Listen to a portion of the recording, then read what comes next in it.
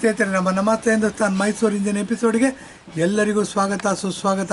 ನೋಡಿ, ಇವತ್ತಿನ ವಿಷಯ ಏನು ಅಂದರೆ, ನಮ್ಮ ದೇಶ ನಿಜವಾಗ್ಲೂ ಸ್ವಾತಂತ್ರ್ಯಕ್ಕೆ ಅರ್ಹತೆ ಇದೆಯಾ? ನಾವೆಲ್ಲ ನಿಜವಾಗ್ಲೂ ಡೆಮೋಕ್ರಸಿ ಇದನ್ನು ಪ್ರಿನ್ಸಿಪಲ್ಗಳು ತತ್ವಗಳನ್ನ ಪಾಲಿಸ್ತಾ ಇದ್ದೀವಿ ಅಂತಂದ್ರೆ ಖಂಡಿತ ಇಲ್ಲ. ಯಾಕೆ ಅಂತ ಹೇಳಿ ಒಂದು ಎಕ್ಸಾಂಪಲ್ ಕೊಟ್ಟು ಮಾತಾಡ್ತೀನಿ ಬನ್ನಿ. ನೋಡಿ, ಮೈಸೂರಲ್ಲಿ ನಮ್ಮ ಲೋಕಸಭಾ ಸದಸ್ಯರಿದ್ದಾರೆ, ಶ್ರೀ ಪ್ರತಾಪ್ ಸಿಂಹ ಅಂತ ಅಂದ್ಬಿಟ್ಟು ತುಂಬ ಒಳ್ಳೆಯ ಕೆಲಸ ಮಾಡ್ತಾರೆ ಅಂತ ಹೇಳಿದ್ರೆ ಸಾಲದು. ಅದಕ್ಕೆ ಬನ್ನಿ ಒಂದೆರಡು ಎಕ್ಸಾಂಪಲ್ ಕೊಡಬೇಕು. ಎಕ್ಸಾಂಪಲ್ ಕೊಟ್ಬಿಟ್ಟು ಹೇಳ್ತೀನಿ. ನೋಡಿ, ಮೈಸೂರು ಬೆಂಗಳೂರು ಹೆದ್ದಾರಿ ಆಯಿತು, 275 ಅಂತ ಹೆದ್ದಾರಿ ಹೆಸರು. ಅದೇನಾಯ್ತು, ದಶಪಥ ಹೆದ್ದಾರಿ ಮಾಡಿದ್ರು. ಹಿಂದೆ ಏನಾಗೋದು, ನಮ್ಮ ಸನ್ಮಾನ್ಯ ದೇವೇಗೌಡರು ಪ್ರಧಾನಮಂತ್ರಿ ಆಗಿದ್ದರು, ಅವ್ರ ಮಗ ಕುಮಾರಸ್ವಾಮಿ ಮುಖ್ಯಮಂತ್ರಿ ಆಗಿದ್ದರು. ಇವರು ನೈಸ್ ರೋಡ್ ಮಾಡ್ತೀವಿ ಅಂತಂದು ಸುಮಾರು 20 ವರ್ಷ ಕಾಲ ಕಳೆದುಬಿಟ್ರು.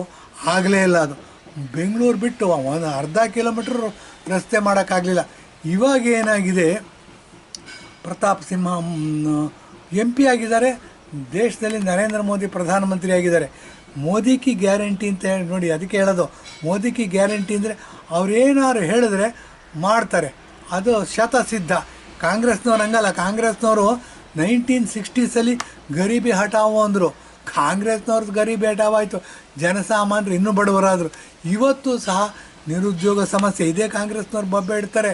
ಇವತ್ತು ಸಹ ಏನು ಅಂದರೆ ಊಟದ ಸಮಸ್ಯೆ ಒಂದು ನೀಗಿದೆ. ಇದೇನು ಅಂತಂದರೆ, ಈ ಕಾಂಗ್ರೆಸ್ನವ್ರು ಟೋಪಿ ಹಾಕಿದ್ರೆ ಹೇಳಿದ್ದೆಲ್ಲ ಸುಳ್ಳು, ಮಾಡಿದ್ದೆಲ್ಲ ಮೋಸ. ಈ ದೃಷ್ಟಿಯಿಂದ ಏನಾಗಿದೆ, ಪ್ರತಾಪ್ ಸಿಂಹ ಅವ್ರ ಬಗ್ಗೆ ಹೇಳಬೇಕು. ನೋಡಿ, ಬೆಂಗಳೂರು ಮೈಸೂರು ಇವತ್ತು 1 ಗಂಟೆಯಲ್ಲಿ ಹೋಗ್ಬೋದು ಕಾರಲ್ಲಿ ಹೋದರೆ. ಏನು ದಶಪಥ ಹೆದ್ದಾರಿ, ಅದಕ್ಕೆ ಸರ್ವಿಸ್ ರೋಡ್ಗಳಿವೆ, ಮತ್ತು ಹೋಗೋಕ್ಕೆ 3 ಲೈನು, ಬರೋಕ್ಕೆ 3 ಲೈನು, 6 ಲೈನ್ ಇದೆ. ಅದು ಮಧ್ಯ ಆಕ್ಸಿಡೆಂಟ್ ಆಗಿದಾಗೆ ಫುಟ್ಪಾತ್ಗಳಿದೆ, ಅಗಲವಾದ ಫುಟ್ಪಾತ್ ಇದೆ. ಆಕ್ಸಿಡೆಂಟ್ಗಳು ಕಡಿಮೆ ಆಗಿದೆ. ಹೆದ್ದಾರಿ ಆದಮೇಲೆ ಆಕ್ಸಿಡೆಂಟ್ಗಳು ಕಡಿಮೆ ಆಗಿದೆ. ಇದು ಮಾಡೋಕ್ಕೆ ಕಾರಣ ಆಗಿದ್ದು ನಮ್ಮ ಪ್ರತಾಪ್ ಸಿಂಹ ಅವರ ಎಫರ್ಟು. ಯಾರೇನೇ ಹೇಳ್ಬೋದು, ಪ್ರತಾಪ್ ಸಿಂಹ ಅವರಿಗೆ ನಮ್ಮ ನಮಸ್ತೆ ಹಿಂದೂಸ್ತಾನ್ ಮೈಸೂರಿಂದ ಒಂದು ದೊಡ್ಡ ನಮಸ್ಕಾರ. ಇದಲ್ಲದೆ ಬನ್ನಿ, ಮೈಸೂರು ಬೆಂಗಳೂರು ರೈಲು ಇದೆ. ರೈಲು ಏನು ಅಂತಂದರೆ ಸಿಂಗಲ್ ಟ್ರ್ಯಾಕ್ ಇತ್ತು, ಸಿಕ್ಕಾಪಟ್ಟೆ. ಇಡೀ ದೇಶದಲ್ಲೇ ಅತ್ಯಂತ ಲಾಭದಾರತಕ್ಕಂಥ ಏಕೈಕ ರೈಲು ಮಾರ್ಗ ಮೈಸೂರು ಬೆಂಗಳೂರು ರೈಲು ಮಾರ್ಗ. ಇದನ್ನು ಹುಡುಕಿದ್ರೆ ಸಿಗತ್ತೆ ರೀ. ಇಂಥ ರೈಲು ಮಾರ್ಗ, ಇಷ್ಟು ಲಾಭ ಇರ್ತಕ್ಕಂಥ ರೈಲು ಮಾರ್ಗನ ಡಬಲ್ ಲೈನ್ ಮಾಡೋಕ್ಕೆ ಆಗಲಿಲ್ಲ. 60 ವರ್ಷ ಕಾಂಗ್ರೆಸ್ನವ್ರು ರೂಲ್ ಮಾಡಿದ್ರು. ಏನು ದೇಶನ ಮುಂದೆ ತಂದುಬಿಟ್ಟಿದ್ದೀವಿ, ಹಿಂಗೆ ಮಾಡಿಬಿಟ್ಟಿದ್ದೀವಿ ಅಂತ ಹೇಳೋರು. ಡಬಲ್ ಲೈನ್ ಮಾಡೋಕ್ಕಾಗಲಿಲ್ಲ. ನಂಬರ್ 1. ನಂಬರ್ 2 ಏನು ಅಂತಂದರೆ, ಇದನ್ನು ಎಲೆಕ್ಟ್ರಿಕ್ ಪವರಿಂದ ಓಡ್ತಕ್ಕಂಥ ಇಂಜಿನ್ಗಳು ರೈಲನ್ನ ಓಡಿಸ್ಬೋದಿತ್ತು. ಅದನ್ನು ಮಾಡಲಿಲ್ಲ. ಅವರು ಮಾಡೋದಕ್ಕೆ ಯೋಚನೆನೇ ಮಾಡಲಿಲ್ಲ. ಯಾಕೆ ಅಂತಂದರೆ, ಇವ್ರಿಗೆ ದುಡ್ಡು ಕೊಳ್ಳೆ ಹೊಡೆಯೋದು, ಇವ್ರ ಬಡತನ ನಿರ್ಮೂಲನೆ ಮಾಡ್ಕೊಳ್ಳೋದೇ ಆಗಿತ್ತು ಸ್ವಭಾವ. ಹಾಗಾಗಿ ಇದನ್ನು ಮಾಡಲಿಲ್ಲ. ಇವೆರಡೂ ಆಗಿದೆ ಅಂದರೆ, Mysore to Bangalore double line ಆಗಿದೆ, ಮತ್ತು ಅದು ಎಲೆಕ್ಟ್ರಿಫಿಕೇಷನ್ ಆಗಿದೆ 100%. ಅದಕ್ಕೇನಾದ್ರು ಕಾರಣ ಅಂತಂದರೆ ಪ್ರತಾಪ್ ಸಿಂಹ ಕಾರಣ. ಇದಲ್ಲದೆ ಬನ್ನಿ, ಮೈಸೂರಲ್ಲಿ ಏರ್ಪೋರ್ಟ್ ಆಗಿದೆ. ಬರೀ ಏರ್ಪೋರ್ಟ್ ಆಗಿರೋದು ಅಷ್ಟೆಲ್ಲ, ಅನೇಕ ಪ್ರೈವೇಟ್ ಏರೋಪ್ಲೇನ್ಗಳು ಓಡಾಡ್ತಿವೆ ದೇಶದ ಬೇರೆ ಭಾಗಗಳಿಗೆ. ಹಿಂದೆ ಯಾವ ಥರ ಇತ್ತು ಅದನ್ನೇ ಹೇಳಬೇಕಾಗತ್ತೆ. ಯಾರೋ ಪ್ರೆಸಿಡೆಂಟ್ ಬರ್ತಾರೆ, ಯಾರೋ ಪ್ರಧಾನಮಂತ್ರಿ ಬರ್ತಾರೆ, 3 ವರ್ಷ 4 ವರ್ಷ 5 ವರ್ಷಕ್ಕೊಂದ್ಸರಿ ಅಂತಂದರೆ ಆ ಏರ್ಪೋರ್ಟ್ ಆ್ಯಕ್ಟಿವ್ ಆಗೋದು. ಅಂದರೆ ಏರ್ಪೋರ್ಟಲ್ಲಿ ಹೋಗಿ 1-2 ಜನ ಕೂತ್ಕೊಳ್ಳೋರು, ಏನು ವಿಮಾನ ಬಂತು ನಿಲ್ತು ಅದಕ್ಕೇನು ಪೂರಕವಾದ ವ್ಯವಸ್ಥೆ ಮಾಡೋರು. ಈ ಥರ ಇರ್ತಕ್ಕಂಥ ವ್ಯವಸ್ಥೆನ ನಮ್ಮ ಸನ್ಮಾನ್ಯ ಪ್ರತಾಪ್ ಸಿಂಹ ಅವರು MP ಆದಮೇಲೆ ಅದನ್ನು ಪುನರುಜ್ಜೀವನಗೊಳಿಸಿ ಪ್ರತಿನಿತ್ಯ ಏರೋಪ್ಲೇನ್ ಹಾರಾಡೋಂಗೆ ಮಾಡಿದ್ದಾರೆ. ಜನಸಾಮಾನ್ಯರು ಸಹ ಏರೋಪ್ಲೇನ್ ಹೋಗ್ಬೋದು, ಆ ಥರ ಮಾಡಿದ್ದಾರೆ. ಇದನ್ನು ಗಮನದಲ್ಲಿಟ್ಕೋಬೇಕು. ಹಾಗಾಗಿ ಪ್ರತಾಪ್ ಸಿಂಹ ಅವ್ರ ಬಗ್ಗೆ ನಾವು ಹೆಚ್ಚು ಇದು ಮಾಡಬೇಕಾಗತ್ತೆ. ಮತ್ತು ಇದಲ್ಲದೆ ಕೊರೋನಾ ಟೈಮಲ್ಲಿ ಭಾಳ ಆಸ್ಪತ್ರೆಗಳಲ್ಲಿ ಆಕ್ಸಿಜನ್ ವ್ಯವಸ್ಥೆ ಮಾಡಬೇಕಿತ್ತು. ಭಾಳ ಒಳ್ಳೆ ಪರಿಶ್ರಮ ಹಾಕಿದ್ದಾರೆ. ಇದನ್ನು ಸಹ ನಾವು ಸೋಷಿಯಲ್ ಮೀಡಿಯಾದಲ್ಲಿ ಹುಡುಕು ತೆಗಿಬೋದು. ಟಿವಿಗಳು ಮರ್ತು ಬಿಟ್ಟಿದ್ದಾರೆ, ಟಿವಿಗಳು ಹೇಳೋದಿಲ್ಲ. ಟಿವಿಗಳು ಏನಾಗಿದೆ, ಮೀಡಿಯಾ ಏನಾಗಿದೆ ಅಂತಂದರೆ, 3 ದೋಸೆ ಕೊಟ್ಟರೆ ಅತ್ತೆ ಕಡೆ 6 ದೋಸೆ ಕೊಟ್ಟರೆ ಸೊಸೆ ಕಡೆ ಅನ್ನೋ ಥರ ಇವ್ರದ್ದು ಇದಿದೆ, ವ್ಯವಹಾರ ನಡೆಸ್ತಾರೆ. ಹಾಗಾಗಿ ಅವರು ಸಹ ನಂಬಿಕೆಗೆ ಅರ್ಹರಾಗಿ ಉಳ್ಕೊಂಡಿಲ್ಲ. ಆ ದೃಷ್ಟಿಯಿಂದ ಇವತ್ತು ಪ್ರತಾಪ್ ಸಿಂಹ ಅವ್ರ ಸಾಧನೆ ಬಗ್ಗೆ ಹೇಳ್ತಾ ಇದ್ವಿ. ಇದೇನು ಅಂದರೆ, ಸುಮ್ಮನೆ ಪ್ರತಾಪ್ ಸಿಂಹ ಒಳ್ಳೆ ಕೆಲಸ ಮಾಡಿದ್ದಾರೆ ಅಂತ ಹೇಳಿದ್ರೆ ಸಾಲದು. ಅದಕ್ಕೋಸ್ಕರ 1-2 ಉದಾಹರಣೆ ಕೊಡ್ತಾ ಹೋದರೆ ಬೇಕಾದಷ್ಟು ಕೊಡ್ಬೋದು. ಏನಾಗುತ್ತೆ, ಇಂಥ ಪ್ರತಾಪ್ ಸಿಂಹನ ಸೋಲಿಸಬೇಕು. ಅವರು ಜನಪ್ರಿಯ, 2 ಸರಿ MP ಆಗಿದ್ದಾರೆ, ಸೋಲಿಸಬೇಕು. ಯಾರೋ ಮುಖ್ಯಮಂತ್ರಿ ಇದ್ದಾರೆ ಕರ್ನಾಟಕದಲ್ಲಿ, ಅವ್ರ ಮಗನ ನಿಲ್ಲಿಸ್ತಾರಂತೆ, ಆತ ಡಾಕ್ಟ್ರಂತೆ. ನೋಡಿ, ಅದಕ್ಕೆ ಪೂರಕವಾದ ವಾತಾವರಣ ನಿರ್ಮಾಣ ಮಾಡ್ತಾರೆ. ಪೂರಕವಾದ ವಾತಾವರಣ ನಿರ್ಮಾಣ ಮಾಡೋದು ಅಂದರೆ ಏನು ಅಂದರೆ, ಸೋಷಿಯಲ್ ಮೀಡಿಯಾ, ಡಿಜಿಟಲ್ ಪ್ಲ್ಯಾಟ್ಫಾರ್ಮಲ್ಲಿ ಬಹಳ ಪ್ರಸಿದ್ಧಿ ಆಗ್ತಾಯಿದೆ. ಜನ ಟಿ ವಿ ನಂಬೋದೇ ಇಲ್ಲ, ಮತ್ತು ನ್ಯೂಸ್ ಪೇಪರ್ಗಳನ್ನ ನಂಬೋದಿಲ್ಲ, ಸೋಷಿಯಲ್ ಮೀಡಿಯಾದಲ್ಲಿ ಬರೆದು ನಂಬ್ತಾರೆ. ಹಾಗಾಗಿ ಏನಾಗಿದೆ, ಇನ್ನೊಂದು ಶಬ್ದ ಹೊರ ಬರ್ತಾಯಿದೆ, ಟೂಲ್ ಕಿಟ್ ಮಾಡ್ತಾರಂತೆ ಅಂದ್ಬಿಟ್ಟು. ಬನ್ನಿ, ಟೂಲ್ ಕಿಟ್ ಬಗ್ಗೆ ಮಾತಾಡಬೇಕು. ಪ್ರತಾಪ್ ಸಿಂಹ ಒಳ್ಳೆ ಕೆಲಸ ಮಾಡಿದ್ದಾರೆ, ಅವ್ರನ್ನ ಸೋಲಿಸಬೇಕು. ಯಾರು ನಮ್ಮ ಕರ್ನಾಟಕದ ಮುಖ್ಯಮಂತ್ರಿ ಅಂತೆ, ಹಿಂದುಳಿದ ಜನಾಂಗದವರು, OBC ಕ್ಯಾಟಗರಿಯಿಂದ ಬರೋರು, ಬುದ್ಧಿವಂತ ಆತನ ಮಗನ ಕಾಂಗ್ರೆಸ್ಸಿಂದ MP ನಿಲ್ಲಿಸ್ಬಿಟ್ಟು ಗೆಲ್ಲಿಸ್ಬೇಕು ಅಂದ್ಬಿಟ್ಟು ಮೈಸೂರು ಪ್ರಾಂತದ, ಮೈಸೂರು ಜಿಲ್ಲೆಯವರು ಆ ದೃಷ್ಟಿಯಿಂದ ಏನು ಮಾಡಿದ್ರೆ ಟೂಲ್ ಕಿಟ್ ಮಾಡಿದಾರಂತೆ ಅಂತ ಭಾಳ ಹರಿದಾಡ್ತಾ ಇದೆ ಸೋಷಿಯಲ್ ಮೀಡಿಯಾದಲ್ಲಿ. ಟೂಲ್ ಕಿಟ್ ಅಂದರೆ ಏನು ಅನ್ನೋದ್ರ ಬಗ್ಗೆ ಹೇಳ್ತೀನಿ ನೋಡಿ. ಪ್ರತಾಪ್ ಸಿಂಹ ಒಬ್ಬ MP ಆಗಿ, ಜನಪ್ರತಿನಿಧಿಯಾಗಿ ಮೈಸೂರಿನಲ್ಲಿ, ಅಂದರೆ ಅವರ ಕಾರ್ಯಕ್ಷೇತ್ರ ಏನಿರುತ್ತೆ ಅಲ್ಲಿ ಬರ್ತಕ್ಕಂಥ ಜನಗಳು ನಾನು ಪಾರ್ಲಿಮೆಂಟ್ ನೋಡಬೇಕು ಅಂದರೆ ಅವ್ರಿಗೆ ಪಾಸ್ ಕೊಡಿಸ್ತಾರೆ, ಮತ್ತು ಸರ್ಕಾರದಿಂದ ಏನಾದ್ರು ಇದು ಮಾಡಬೇಕು ಅಂದರೆ ಲೆಟ್ರ್ ಕೊಡ್ತಾರೆ. ಇದು ಪ್ರತಿಯೊಬ್ಬ ಜನಪ್ರತಿನಿಧಿನೂ ಮಾಡ್ತಕ್ಕಂಥ ಬೇಸಿಕ್ ಕೆಲಸ ಇದು. ಏನು ಅಂತಂದರೆ, ಇಲ್ಲಿಂದ ಪಾರ್ಲಿಮೆಂಟ್ ನೋಡೋದಕ್ಕೆ ಇದು ಪಾಸ್ ಕೊಡಿಸೋದು, ಮನೆಗೆ ಹೋದ್ರೆ ಒಂದು ಹೊತ್ತು ಊಟ ಹಾಕೋದು, ಇಲ್ಲ ಕಾಫಿ ಟೀ ಕೊಡಿಸೋದು, ಏನು ಬಂದಿದ್ದೀರಿ, ಹೇಗೆ ಬಂದಿದೆ ವಿಚಾರಿಸೋದು, ಒಂದು ಸ್ವಲ್ಪ ರೆಸ್ಟ್ ತೊಗೊಳ್ಳೋ ಹಂಗಿದ್ರೆ ಇದು ಮಾಡೋದು, ಈ ಥರ ಎಲ್ಲ MP ಮಾಡ್ತಾರೆ. ಈ ಥರ ಮಾಡಿರ್ತಕ್ಕಂಥ ಪ್ರತಾಪ್ ಸಿಂಹ ಏನು ಮಾಡಿದ್ರು, ಲೆಟ್ರ್ ಕೊಟ್ಟು ಕಳಿಸ್ತಾರೆ ಪಾರ್ಲಿಮೆಂಟ್ಗೆ, ವೀಸಾ ಪಾಸ್ ಕೊಟ್ಟು ಕಳಿಸ್ತಾರೆ. ಆ ಪಾಸ್ ತಗೊಂಡಿರ್ತಕ್ಕಂಥ ಇಬ್ಬರು ಏನು ಮಾಡ್ತಾರೆ, ವಿಸಿಟರ್ಸ್ ಗ್ಯಾಲ್ರಿಯಿಂದ ಪಾರ್ಲಿಮೆಂಟ್ ಒಳಗೆ ಧುಮುಕ್ತಾರೆ.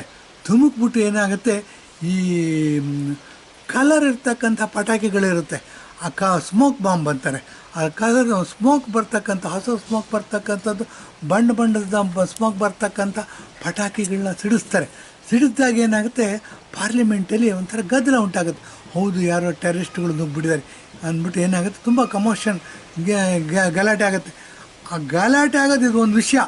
ಇದೇನಾಗುತ್ತೆ, ಒಂದು 12 hours ಗ್ಯಾಪು ಇಲ್ಲ, ಆಗಲೇ ಪ್ರತಾಪ್ ಸಿಂಹನ ರಾಜೀನಾಮೆ ಕೇಳ್ತಾರೆ ಮೈಸೂರಿಂದ. ನೋಡಿ, ಇದು ಗಮನ ಇಡಬೇಕಾದಂಗೆ. ಅಂದರೆ ಸರಿಯಾಗಿ ಜನಕ್ಕೆ ಗೊತ್ತಾಗೇ ಇಲ್ಲ ಪಾರ್ಲಿಮೆಂಟಲ್ಲಿ ಏನಾಗಿದೆ ಅಂತ. ಇವರು ಏನಾಗುತ್ತೆ ಅಂತಂದರೆ, Pratap Simha parliament visitors pass ಕೊಟ್ಟರು, ವಿಸಿಟರ್ಸ್ ಪಾಸ್ ತೊಗೊಂಡವ್ರು ಪಾರ್ಲಿಮೆಂಟಲ್ಲಿ ಈ ಥರ ವಿಧ್ವಂಸಕ ಕೃತ್ಯ ಮಾಡಿದ್ರೆ ಪ್ರತಾಪ್ ಸಿಂಹ ರಾಜೀನಾಮೆ ಕೊಡಬೇಕು. ಇದನ್ನು ಟೂಲ್ ಕಿಟ್ ಅಂತಾರೆ ರೀ. ಟೂಲ್ ಕಿಟ್ ಅಂದರೆ, ನೀನು ಹೊಡೆದಂಗೆ ಮಾಡು, ನಾನು ಹತ್ತಂಗೆ ಮಾಡ್ತೀನಿ. ಸಂತೆ ಸೇರೋಕ್ಕಿಂತ ಮುಂಚೆ ಗಂಟು ಕಳ್ಳರು ಸೇರಿದ್ರಂತೆ. ಇನ್ನೂ ನಮ್ಗೆ ಆ ವಿಷಯನೇ ತಲುಪಿಲ್ಲ, ಪಾರ್ಲಿಮೆಂಟಲ್ಲಿ ಹೀಗಾಯಿತು ಅಂದ್ಬಿಟ್ಟು. ಆದರೆ ಪ್ರತಾಪ್ ಸಿಂಹ ರಾಜೀನಾಮೆ ಕೊಡಬೇಕಂತ ಏನೋ ವಿಷಯ ಬರುತ್ತೆ, ಪೇಪರ್ಗಳಲ್ಲಿ ಹೆಡ್ಲೈನ್ಸ್ ಆಗಿ ಬರುತ್ತೆ, TV ಹೆಡ್ಲೈನ್ಸ್ ಆಗಿ ಬರುತ್ತೆ. ಅದಾದ ನಂತರ ಬರುತ್ತೆ ಪಾರ್ಲಿಮೆಂಟಲ್ಲಿ ಈ ಥರ ಗಲಾಟೆ ಆಯಿತು ಅಂತ ಅಂದ್ಬಿಟ್ಟು. ಅಂದರೆ ಏನು ಅಂತಂದರೆ, ಇವ್ರು ಪ್ಲ್ಯಾನ್ ಮಾಡಿರ್ತಾರೆ, ನೀವು ಹೋಗಿ ಗಲಾಟೆ ಮಾಡಿ, ಈ ಗಲಾಟೆನ ಎನ್ಕ್ಯಾಶ್ ಮಾಡಿಸ್ಕೋತೀವಿ, ನಮ್ಮ ಮಗನ ನಾವು MP ಆಗಿ ಗೆಲ್ಲಿಸ್ಬೋದು, ಏನೋ ಹುಚ್ಚು ಮುಂಡೆ ಮದುವೆಲಿ ಉಂಡೋನೇ ಜನ ಅಂತ ಹಾಗೆಲ್ಲ ಹೇಳ್ತಿರ್ತೀವಿ. ಇದನ್ನು ಟೂಲ್ ಕಿಟ್ ಅಂತಾರೆ. ಏನು ಅಂದರೆ, ಇವರು ಏನೋ ಪ್ಲ್ಯಾನ್ ಮಾಡಿಬಿಟ್ಟು ಏನೋ ಕಾರ್ಯಕ್ರಮ ಮಾಡ್ತಾರೆ, ಜನಕ್ಕೆ ಗೊತ್ತಾಗಿರಲ್ಲ, ವಿಧ್ವಂಸಕ ಕೃತ್ಯ ಪಾರ್ಲಿಮೆಂಟಲ್ಲಿ ಗೊತ್ತಾಗಲಿಲ್ಲ, ಈ ಥರ ಗಲಾಟೆ ಆಗಿದ್ದು. ಆಗಲೇ ಪ್ರತಾಪ್ ಸಿಂಹ ರಾಜೀನಾಮೆ ಕೊಡಬೇಕಂತ ಅಂದ್ಬಿಟ್ಟು ಮೈಸೂರಿನಲ್ಲಿ ಪ್ರೆಸ್ಸುಗಳು ಮತ್ತು TV ಮೀಡಿಯಾಗಳಲ್ಲಿ ಬರುತ್ತೆ. ಪ್ರತಾಪ್ ಸಿಂಹ ರಾಜೀನಾಮೆ ಕೊಡಬೇಕು ಅನ್ನೋದು ಎರಡನೇ ಇಶ್ಯೂ. ಮೊದಲನೇ ಇಶ್ಯೂ ಏನು, ಪಾರ್ಲಿಮೆಂಟಲ್ಲಿ ಈ ಥರ ಸ್ಮೋಕ್ ಬಾಂಬ್ ಹಾಕಿದ್ದಾರೆ, ಬಣ್ಣದ ಪಟಾಕಿ ಸಿಡಿಸಿದ್ದಾರೆ, ಮೊದಲು ಬರಬೇಕು. ಎರಡನೇದು ಪ್ರತಾಪ್ ಸಿಂಹ ರಾಜೀನಾಮೆ ಕೊಡಬೇಕು.